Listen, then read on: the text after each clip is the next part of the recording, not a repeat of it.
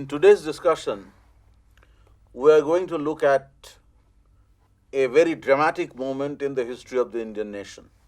The early days of independence, when the map of India actually emerged out of a very significant effort by the Congress leadership to integrate the princely states within the Indian Union.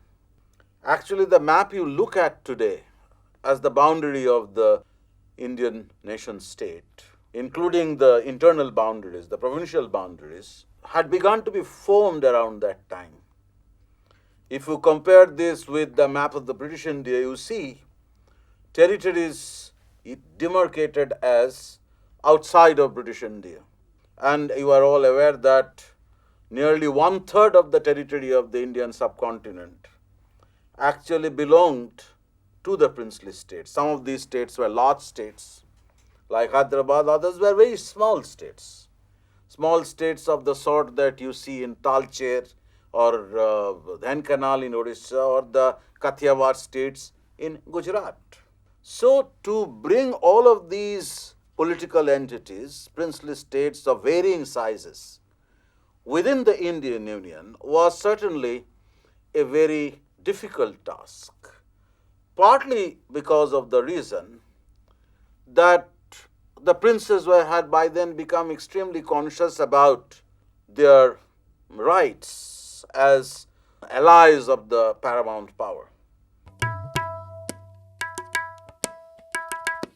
We are all familiar with the history of paramountcy, which goes back to the late 18th century, or the treaty relationships that had evolved in the course of the early 19th century.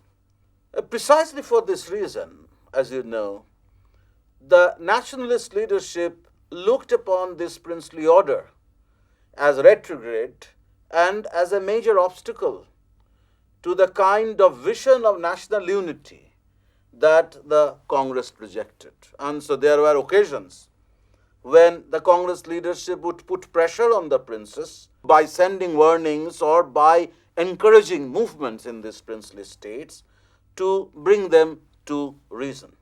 Sir, how did the Congress and the British political system evaluate the position of the princely states on the eve of the independence? The Congress position has always been clear. The Congress vision about the creation of a democratic, secular, progressive, modernizing India looked upon the princely states as not merely as an obstacle to India's unity, but also as the legacy of the feudal past, which needed to be removed. We all know that till the 1930s, congressmen were hesitant to participate in the movements in the princely states, but gradually such hesitations were resolved, and the Congress very directly tried to prop up state people's movements in many of these states. The British position was increasingly becoming ambiguous. You are all familiar with the story of how the British tried to draw them out of their exclusive, closely guarded territories, draw them out from their exclusive preserve to become partners in constitutional developments. So we can take up the story later. But if you look at 1946-47, the time when all this drama was taking place, because the integration of the princely states, as you know, had a dramatic content as well. It had happened through different stages.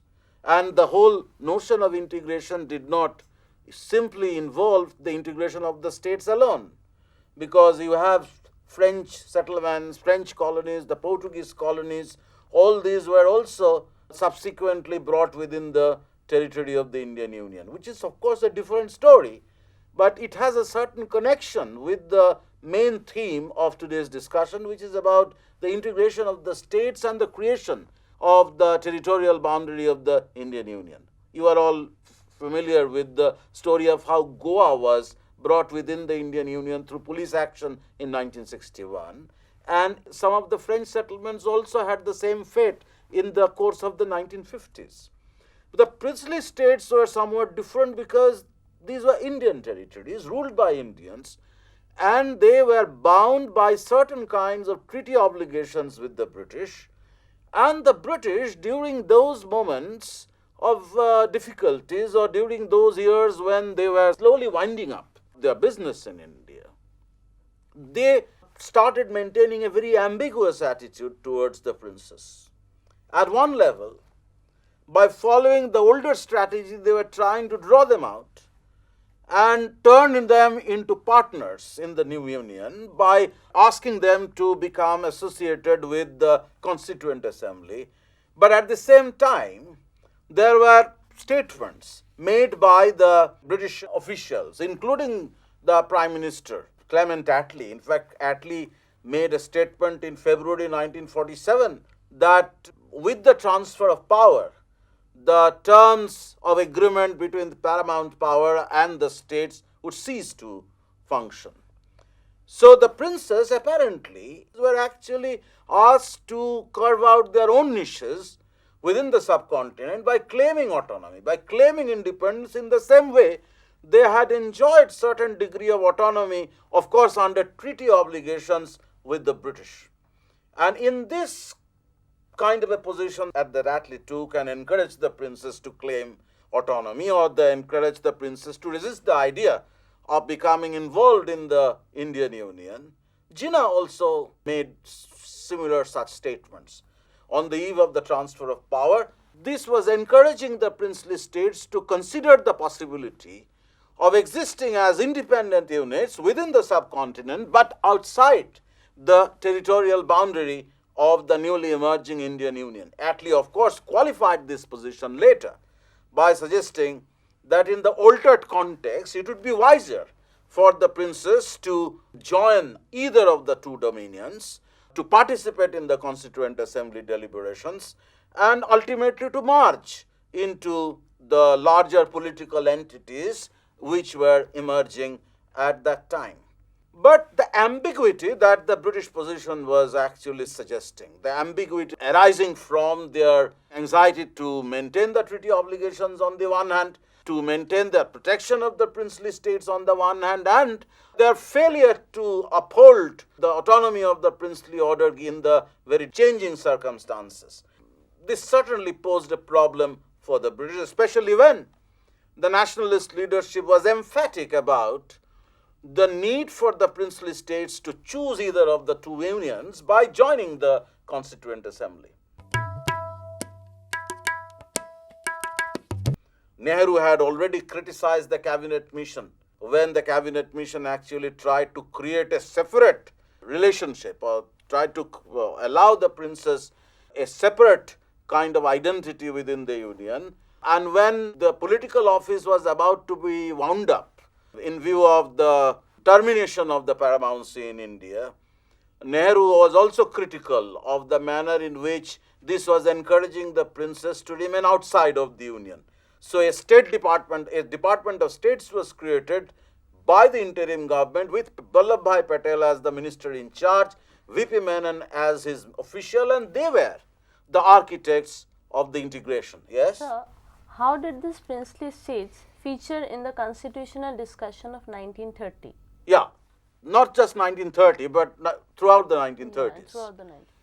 This is the point that I was actually making, and it's a very important question because the discussions and the deliberations on the merger and the integration of the princely states during the 1940s, around 1945-46, when the cabinet mission came to India, when the plan for integration of the states was worked out, executed by men like Patel or Nehru, the British had already tried to draw them out, as I was saying, from their shells. You may recall the Act of 1935, where the federation idea was sought to be implemented. There was a proposal for a federal legislature, of which the princes were also expected to be very important parts.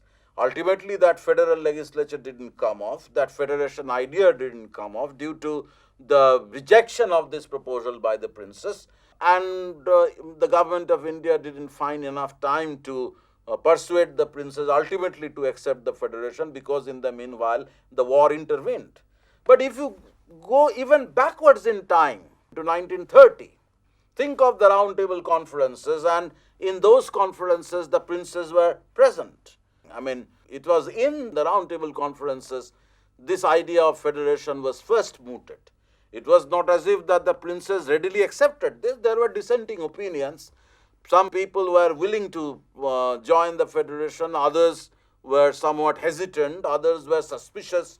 So you see the attempt by the British to draw them out and turn them into partners in the constitutional schemes that they were enunciating from the 1930s onwards, during the Round Table conferences and later in the 1935 Act. So if you look at the period between, say, 1927 and 1937, when the elections were held under the new Act, you see these attempts, but this didn't succeed.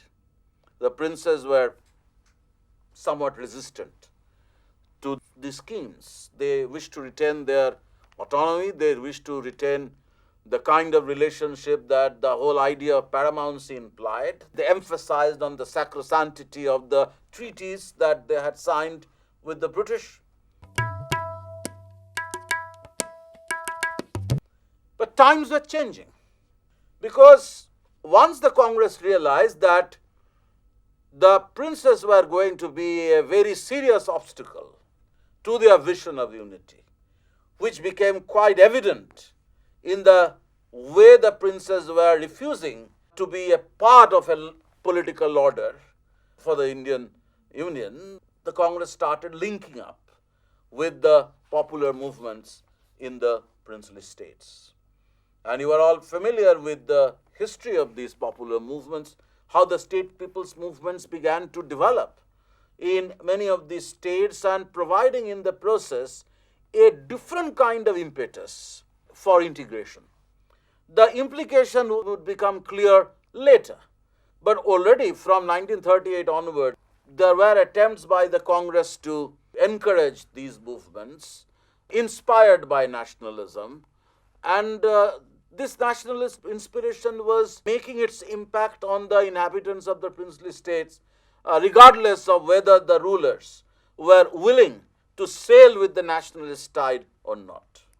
Now this problem, this question of whether the princes should be treated as a part of a larger political order, along with the British Indian provinces, whether the princely states and the British Indian provinces would come together to create the territorial boundary of the future Indian state, all these questions, which existed somewhat as academic questions earlier, became far more important during the 1940s, especially after the war, when the British certainly had decided to wind up their empire. So, if you look at the Cripps Mission of 1942, Stafford Cripps, while cajoling the princes to become associated with the federation scheme, also was considering their protection in accordance with the treaty obligations.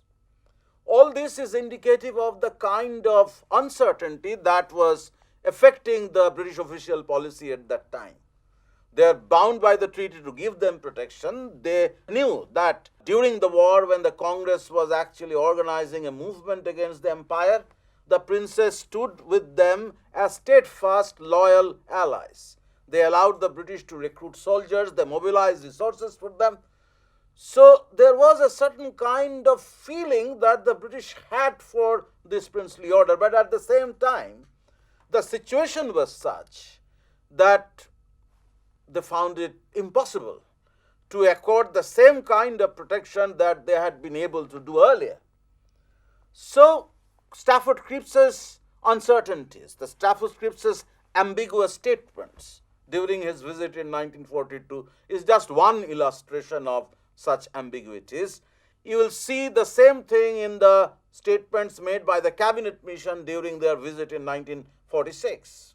While they were actually asking the princes to join the Constituent Assembly At the same time, they were actually thinking of how the princes possibly could create their own niches within the subcontinent. Sir, wouldn't you say that before the cabinet mission came to India, the fate of the princely rulers were already sealed? Yes, to a large extent, what you are saying is correct. Because by the time the cabinet mission came to India, the popular opinion in most of the princely states was decidedly in favor of integration with the states. If you look at the statement by the cabinet mission, you can see this problem. The cabinet mission was willing to give them the choice, but at the same time asking them to consider the existing situation where the choice was a matter of compulsion. I mean, they were asking them to participate in the Constituent Assembly and was not actually providing or projecting before them any alternative. By the time the cabinet mission came, to a large extent the fate of the princes were sealed, because the political equations by then had changed so remarkably that princes were not likely to survive anymore as British allies in the subcontinent enjoying British protection. So, some of these states therefore decided to join the Constituent Assembly, but others hesitated. A few others were in fact resistant to the idea of joining the Constituent Assembly. Even if many of these states were trying constantly to negotiate with Indian political groups. The Vallabhbhai Patel, who was playing a very important role in the Chamber of Princes, was cultivating a close relationship with the Muslim League. Some of the Rajput states were closely tied with Hindu Mahasabha activists. Nizam of Hyderabad was using communal elements in his own state to use them as a kind of an antidote to Congress mobilization. See, it was not as if that the princes were simply relying on British protection and staying away from the kind of politics that was actually going on at that time. They were becoming linked with various kinds of political groups. But at the same time, in order not to be swayed entirely by this tide, they came up with the suggestion of a union of princely states, existing side by side with the Union of India. Some of the states were considering the possibility of creating regional combination. The Orissa states, for example, in December 1947, after independence, after much success had been achieved in integrating the states, also continued to fondle with this idea of a regional integration, regional union of Orissa states. So, the resistance to the idea of being completely swallowed up by the emerging Indian nation state was endemic. And they were actually banking upon those statements by the officials that with the termination of paramountcy, the kind of obligation or the kind of relationship that the states had with the government of India ceases. So that was an advantage for the princes. They could say that the legal obligation doesn't exist anymore, therefore we have the right to be completely independent. So Nehru sensed the danger in this kind of a position taken by the princes, secretly encouraged by the British. So he insisted on the creation of the State Department with Patel in its command. And the strategy that Patel and VP Menon adopted during 1946, 47, till independence and after independence as well, is known as the standstill agreement. The strategy of signing standstill agreement with the princes. The independent states would continue to be bound by these agreements, but these states were expected to sign instruments of accession. Sir, what role did the popular movements play in the integration of the princely states? Yes. In the historiography, usually the role of Patel and VP Menon has often been given quite legitimately a good deal of attention Patel was successful in making them sign the instruments of accession. They were ultimately compelled, most of them joined the Indian Union. In return for that, Patel promised them their privileges and privy purses. So we see that between the 2nd and 14th August, during those very crucial weeks, a large number of states decided to join Indian Union, with the exception of Hyderabad, Mysore, and Junagadh or Kashmir, where the integration took place through a certain kind of dramatic intervention by the Indian Army and the Indian police. While we acknowledge that, we have to consider also the important contribution that popular movements actually made to the creation of a political environment in which accession to the Indian Union became almost inevitable. Because there was no alternative, there was no escape for these princely states from this eventuality. Think of those dramatic incidents during 1947-48, through which interventions took place in Junagadh, in Kashmir, in Hyderabad, or also in Mysore to some extent, because there was a major movement in Mysore which compelled the ruler of Mysore ultimately to accept the idea of joining the Indian Union. And Mysore eventually became the basis of one of the major states in independent India. We have already indicated that the boundaries of the present provinces, the present constituent states of India were actually demarcated at that time. Certainly, linguistic reorganization of the states also was an important factor. The Congress had accepted the reorganization of the provinces on a linguistic basis, and together with this integration process that was happening around this time, they demarcated the boundaries, because once the states actually signed those instruments of accession, Patel and others compelled the states to come to an agreement regarding the merger of their territories within the constituent states. But all this was successful largely because of the kind of impetus that had already been given by popular movements in many of these states, and which goes back to the 1930s, about which you are all familiar. You think of Junagadh, for example. The Nawab of Junagadh decided to join Pakistan. There was a huge uproar against it in Junagadh. The predominantly Hindu subjects of Junagadh decided against this, and ultimately, since troubles began to break out, the Prime Minister of Junagadh, Shah Nawaz Bhutto, father of the later Prime Minister of Pakistan, Zulfikar Ali, asked for Government of India's intervention, and there was a plebiscite held, and Junagadh became a part of Indian Union after the plebiscite decided in favor of accession to India in early 1948. Kashmir is a well-known story. There was an ongoing movement against the autocracy of Hari Singh, a Hindu ruler, by the National Conference. The National Conference was inspired by nationalist ideas, had links with people like Nehru. Nehru once went to Kashmir and had to court arrest as a supporter of the National Conference.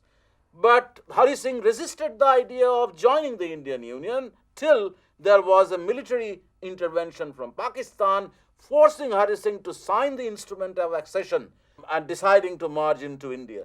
But Kashmir issue remained a thorny problem, and it has not yet been resolved because the plebiscite was never held. But that is a different story. Hyderabad, there was an ongoing movement against Nizam, organized by the congressmen from Andhra region. By the time all these decisions had to be taken, there was a communist-led peasant movement in Telangana, and the Telangana movement to a large extent had been able to impart an element of radicalism in the region. So the Nizam, when he was deciding against marching into the Indian Union, tried to organize his own paramilitary units called Razakars, who began to tyrannize the local population in an attempt to thwart the advance of the Congress in the region. So the resultant trouble actually called for intervention by the Indian police. There was a police action, and ultimately that decided the fate of Hyderabad. You have these dramatic instances of how the integration was a very heroic story of national integration. executed by Patel and VP Menon. But as I said, the popular dimension of this requires recognition. Sumit Sarkar has gone to the extent of suggesting that with Nizam, Patel could sort out the problems.